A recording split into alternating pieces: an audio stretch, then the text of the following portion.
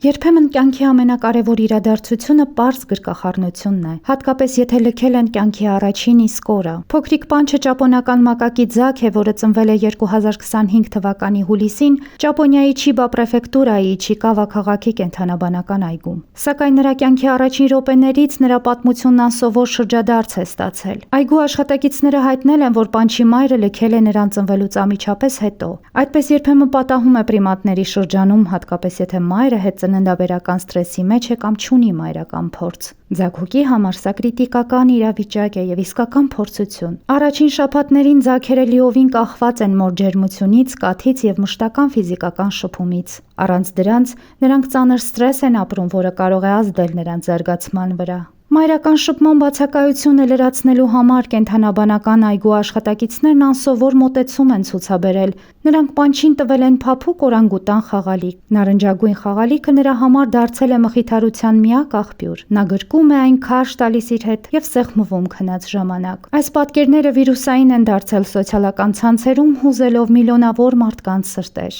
Սակայն վերջերս Վանդակում հայտնվել է մի չափահաս մակակ և զգուշորեն մոտեցել Պանչին, հետևել է մի քանի վայրկյան լարվածություն, ապա նա նրբորեն գրկել է ձագին։ Կենդանաբանական այգու աշխատակիցների համար սա կարևոր նշան էր։ Պանչը սկսում է շփվել և աստիճանաբար կարող է ինտեգրվել խմբին։ Այս գրկախառնությունը դարձել է հույսի խորհրդանիշ ոչ միայն փոքրիկ կապիկի, այլև բոլոր նրանց համար, ովքեր հետևում էին նրա պատմությանը։ Այսօր Պանչը մասնագետների մշտական հսկողության տակ է։ Նրա վիճակը կայուն է, նա ակտիվ զարգանում է և աստիճանաբար սովորում է շփվել այլ մակակների հետ։ Պանչի պատմությունը հիշեցում է ջերմության և հոգատարության կարևորության մասին։ Նույնիսկ կենդանաբանական այգում փոքրիկ արարածն ամենից շատ կարիք ունի զգալու, որ միայնակ չէ։